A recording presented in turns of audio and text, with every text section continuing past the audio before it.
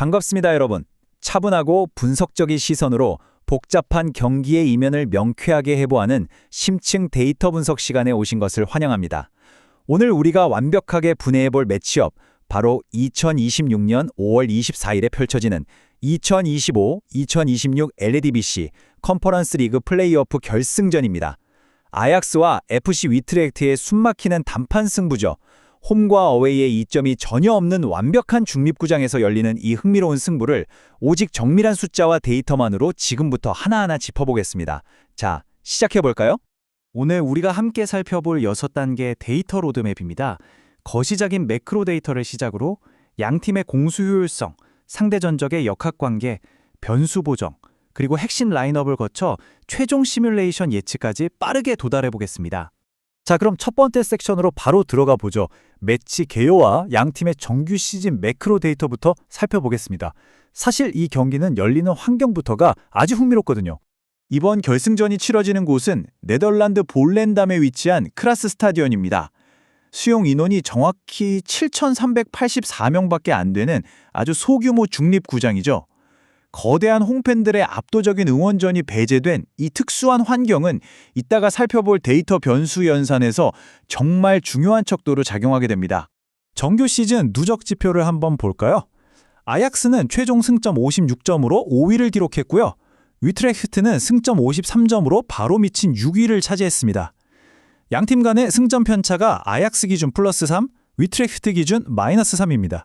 두 팀의 격차가 사실상 거의 없었다는 걸 이 숫자가 고스란히 증명하고 있죠. 세부 성적을 봐도 마찬가지입니다. 아약스는 올 시즌 14승 13무 6패를 기록했어요. 반면에 위트레흐트는 15승 8무 11패를 거뒀습니다. 아약스는 무승부가 월등히 많았던 반면 위트레흐트는 승패가 확실히 갈리는 경기를 더 많이 했다는 점이 눈에 띄네요. 두 번째 섹션입니다. 양팀의 실질적인 폼을 파악할 수 있는 최근 5경기 공수 효율성 매트릭스를 살펴볼게요. 숫자가 조금 많지만 아주 중요한 데이터니까 잘 따라와 주세요. 아약스의 최근 5경기 세부 수치를 하나하나 짚어보겠습니다. 먼저 5월 21일 경기 2대0으로 승리했죠. 기대 득점은 2.01, 기대 실점은 0.16이었습니다. 점유율 62%에 슈팅 12개, 그중 유효 슈팅이 5개였네요. 이어서 5월 17일엔 0대0으로 비겼는데 기대 득점 1.53, 기대 실점 1.58이었고 점유율 47%에 슈팅을 무려 23개나 때렸습니다. 반면 5월 10일 위트레흐트전 1대2 패배 당시엔 어땠을까요? 기대 득점 1.56, 기대 실점 1.88, 점유율은 64%였고 슈팅 15개 중 6개가 유효 슈팅이었습니다. 5월 2일 2대2 무승부 경기는 기대 득점 0.88, 기대 실점 2.04에 점유율 49%, 슈팅 13개 중 유효 4개였고요. 마지막 4월 25일 2대0 승리 때는 기대 득점 2.29, 기대 실점 1.63, 점유율 57%, 그리고 슈팅 21개를 퍼부었습니다. 자, 방금 나열한 아약스의 5경기 데이터를 전부 합쳐보면 2승 2무 1패가 나옵니다. 누적 기대 득점, 그러니까 골로 연결될 만한 찬스는 총 8.27로 경기당 평균 1.65를 기록했고요. 누적 기대 실점은 7.29로 평균 1.45를 나타냈습니다. 공격 전개 자체는 꽤 괜찮았다는 뜻이죠. 하지만 여기서 우리가 진짜 주목해야 할 핵심 숫자는 바로 이 마이너스 1.27입니다. 아약스는 8.27이라는 기대 득점 수치에도 불구하고 실제로는 누적 7골을 넣는데 그쳤어요. 실제 득점에서 기대 득점을 뺀 득점 효율성 지수가 마이너스 1.27이 나왔다는 건 최근 아약스의 골 결정력이 심각하게 떨어져 있는 언더퍼포밍 상태라는 걸 명백하게 보여줍니다. 반대로 위트레흐트의 최근 5경기 지표를 보면요. 결정력이 정말 최고조에 달한 오버퍼포밍 상태입니다. 무려 승률 80%, 4승 1패를 기록했거든요. 세부적으로 볼까요? 5월 21일 3대2 승리 경기에서는 기대 득점 2.08, 기대 실점 1.22, 점유율 41%에 슈팅 23개를 기록했습니다. 5월 17일 2대0 승리 때는 기대 득점 2.06, 기대 실점 0.48, 점유율 58%, 슈팅 18개로 상대를 완전히 압도했죠. 5월 10일 아약스전 2대1 승리 경기 역시 기대 득점 1.88, 기대 실점 1.56, 점유율 36%, 슈팅 14개 중 유효 6개로 아주 쏠쏠하게 실속을 챙겼습니다. 5월 2일 2대0 승리에서도 점유율 41%, 슈팅 15개 중 유효 5개를 기록했고요. 유일한 패배였던 4월 26일 0대5 경기는 기대 득점 0.84, 기대 실점 3.31, 점유율 41%, 슈팅 9개 중 유효 3개로 딱 하루 부진했던 날이었습니다. 다음은 세 번째 섹션, 상대 전적을 의미하는 H2H 지표와 양팀의 전술적 상성입니다. 도대체 왜 위트레우트가 아약스의 천적으로 불리는지 그 해답이 바로 이 숫자에 들어 있습니다.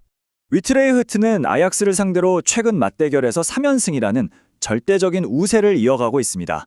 직전 맞대결인 5월 10일의 정향 데이터를 복기해 볼까요? 스코어는 1대2, 위트레흐트의 승리였죠.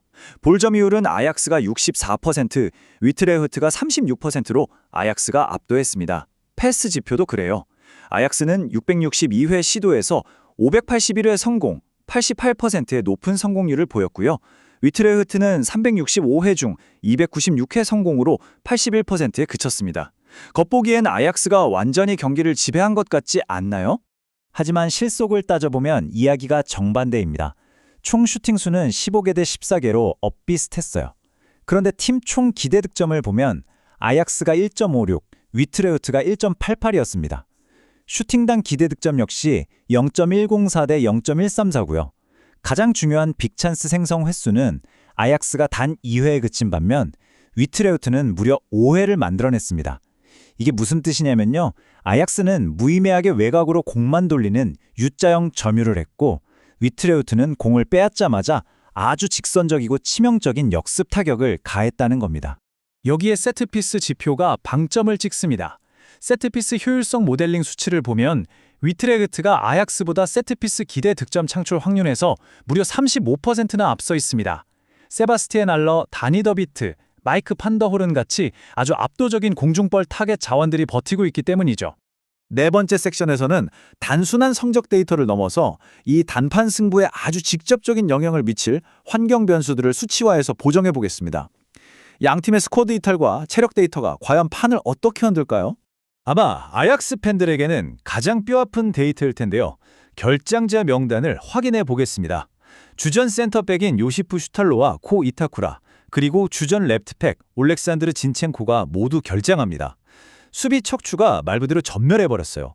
여기에 백업 골키퍼 비테슬라프 야로스와 미드필더 키안 피치짐까지 이탈했습니다.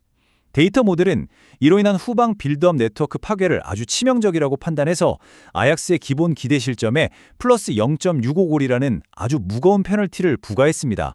이와 대조적으로 위트레흐트는 빅토르 옌센 단 한 명만 결장할 뿐 핵심 코어 전력이 아주 쌩쌩하게 살아있습니다. 더욱이 앞서 말씀드렸던 7,384명 수용의 소규모 중립구장 특성 기억하시죠? 이 때문에 모듈은 홈 어드밴티지를 0%로 소멸시켰고 원정 페널티를 감면해서 위트레흐트의 통계적 기대값을 플러스 0.25골 상향 보정했습니다. 체력 지표도 흥미롭습니다. 양팀 모두 휴식 주기는 72시간으로 똑같거든요. 하지만 체력과 피로도는 팀의 전술에 따라 다르게 작용합니다. 아약스의 점유율 축구는 후반 70분을 기점으로 젖산 임계점에 도달해서 패스 미스와 기동력 저하가 가속화될 겁니다. 반면 위트레흐트는 로우 블록으로 깊게 내려앉아 체력을 보존하다가 후반에 조커 자원을 투입해 에너지를 빵 폭발시킬 수 있는 구조적인 이점을 가지고 있죠. 다섯 번째 섹션입니다. 오스카르 가르시아 감독이 이끄는 아약스와 론 얀스 감독이 이끄는 위트레흐트의 핵심 스쿼드 라인업, 그리고 세부 지표를 살펴보겠습니다. 아약스의 공격진은 올 시즌 무려 17골 12도움, 평점 7.86을 기록 중인 미카 고츠, 그리고 시즌 8골을 넣은 바우트 베오르스트가 이끕니다. 데이비 클라센이 중원을 책임지고요. 하지만 우리가 가장 눈여겨봐야 할 곳은 바로 분계된 수비진입니다. 요르티 모키오, 아론 바우만, 안톤 가에이, 루카스 로자, 이렇게 급조된 임시 수비 라인이 오늘 아약스의 가장 큰 아킬레스건이 될 겁니다. 위트레흐트는 지금 조직력이 절정에 달해 있어요. 최전방 타겟맨 세바스티앙 알러를 필두로 시즌 8골 7도움, 평점 7.42의 지바이제키엘, 시즌 7골에 다니 더비트, 그리고 요한 카틀랭, 예스페르 칼손, 앙헬 알라르콘이 아주 강력한 공격진을 형성하고 있습니다. 중원엔 칸 보주도간이 위치하고요. 수비진에는 시즌 11도움을 기록 중인 평점 763의 수피안 엘카로아니, 그리고 직전 맞대결에서 결승골을 넣었던 마이크 판더호른이 굳건히 버티고 있습니다. 자, 드디어 마지막 여섯 번째 섹션입니다. 지금까지 우리가 분석한 모든 통계, 상대 전적, 부상 가중치를 싹 다 종합해서 돌린 마르코프 체인 기반의 시간대별 시나리오, 그리고 최종 몬테카를로 시뮬레이션 결과를 공개합니다. 시뮬레이션이 도출한 시간대별 전개 시나리오를 보시죠. 먼저 0분에서 30분 사이의 페이지 1, 아약스가 60% 이상의 점유율을 유지하면서 미카 고츠가 1대1 돌파를 막 시도합니다. 하지만 위트레흐트의 견고한 두 줄 수비에 막혀서 아약스의 빅찬스 창출 확률은 18% 미만에 머물게 됩니다.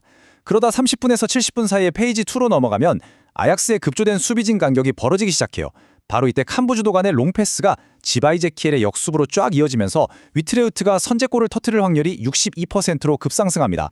마지막 70분 이후 페이지 3, 체력이 고갈된 아약스는 파워를 남발하게 되고 위트레흐트는 마이크 판더 호름과 다니 더비티의 세트피스 공중볼로 경기를 지배합니다. 결국 예상 통합기대 득점 수치는 아약스가 1.05에서 1.40 사이, 위트레흐트가 1.75에서 2.10 사이로 수렴하게 됩니다. 최종적으로 이 모든 시나리오를 바탕으로 도출된 몬테카를로 시뮬레이션의 예측 결론입니다. 단판 결승전 특유의 보수적인 기조가 발동해서 양팀이 팽팽하게 맞설 경우 정규 시간 내에 1대1로 비길 확률이 27.5%로 나타났습니다. 하지만 데이터가 지목한 가장 확실한 1순위 예측은요, 바로 위트레흐트의 1대2 승리입니다. 이 스코어가 실현될 적중 확률은 무려 46.8%에 달하죠. 아약스의 주전 수비진 전멸로 발생한 기대 실점 0.65의 뼈아픈 페널티, 그리고 위트레흐트가 가진 압도적인 상대전적 우위, 수직적인 역습, 세트피스 데이터가 모두 결합되어서 바로 이 스코어를 가리키고 있습니다. 과연 차가운 숫자의 예측대로 위트레흐트가 역습의 비수를 꽂을까요? 아니면 아약스가 축구의 변수와 낭만을 증명해낼까요? 다가오는 결승전을 꼭 지켜봐 주시기 바랍니다. 채널을 응원해주시는 슈퍼탱스는 더 질 좋은 분석을 제공하는 데 큰 원동력이 됩니다. 감사합니다.